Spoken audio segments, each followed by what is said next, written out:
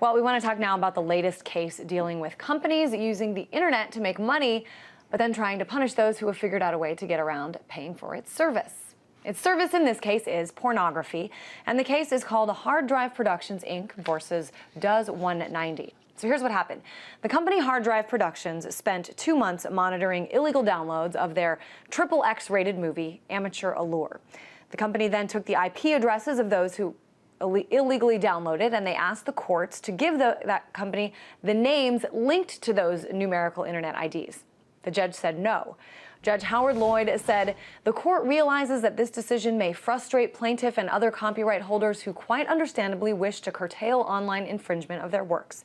Unfortunately, it would appear that the technology that enables copyright infringement has outpaced technology that prevents it.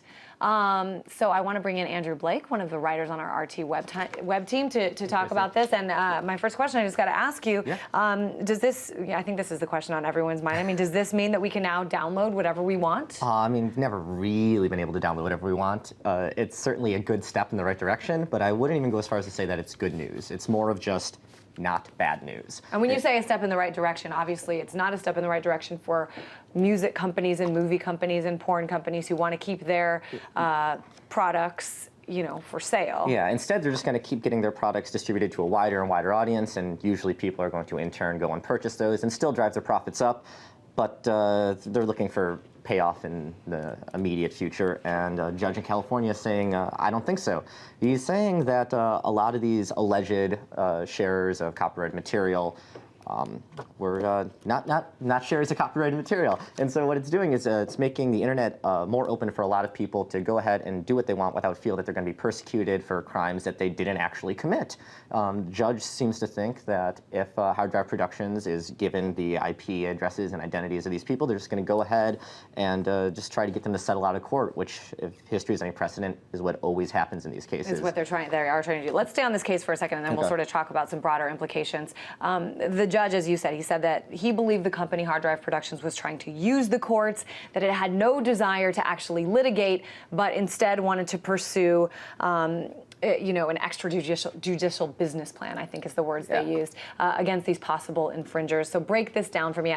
From what I understand, the company would still be able to sort of individually go after some of these people? But they won't. It's way too much work for them. And the judge realized that. What usually happens in these copyright cases, whether it's porn or music or any sort of copyright material, is that the copyright holder goes after the ISP, the Internet Service Provider, who in turn goes after the customer. And what the attorneys do for the plaintiff in the end is say, hey, we're going to take you to court, and it's going to really stink, but if you give us a few $1,000s, it'll go away, and they'll get them to settle. Most people, I mean, the internet's been around long enough now, but still, most people don't really know how to handle these cases because not everyone gets faced with copyright infringement lawsuits all the time. Because most people know that what they're doing is wrong. They just... It's not wrong. But they just don't expect that they'll get caught. So most people will go get the cheapest lawyer they can find, drop $3,000 on fees, spend another $3,000 settling with some major billion-dollar corporation, and then they won't use their internet ever again because they're going to be scared, very, very, very scared. And that's what they thought was going to happen here. This judge was saying, well, you're going to take these people, and you're not going to take them to court. You're not going to bother. You're just going to get some money out of them right now.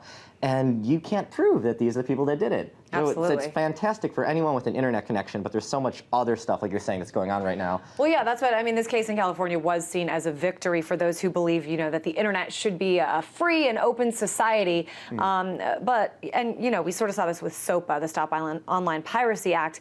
People took notice of this. They spoke out against it.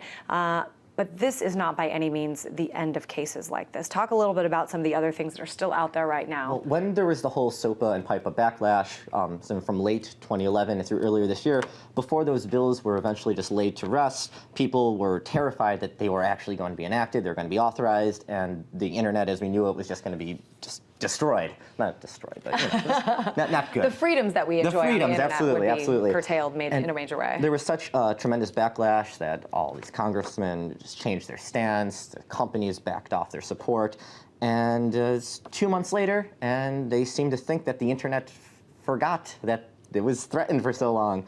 And already these new legislations are being proposed that are going to be way more harsh than what SOPA or PIPA ever. So what are some of the biggest ones out there right now? CISPA is going to be the biggest one they're looking at right now. Congress is looking at a bunch of cybersecurity legislation that will more or less let the government do whatever they want with the internet. Not that they can't already, but it's gonna cover their ass a little bit more. It's going to say, oh, yes, you can get away with doing that. Yes, you can do it, that terrible thing.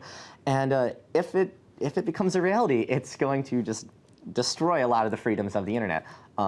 As with the case with SOPA and PIPA, people were prepared enough to go out there and rally against them, hold protests, hold the whole online blackouts of Wikipedia. Those seem very effective. They were. That's why within days, SOPA and PIPA are just completely gone. But people just kind of forgot about it. It's moved on. It's been months into the future, and these things are already creeping back up under different names. So while this case in California, well, hard drive productions are going to be left crying a little bit, and some people are going to be able to download or feel like they're okay with letting other people download from their internet connections.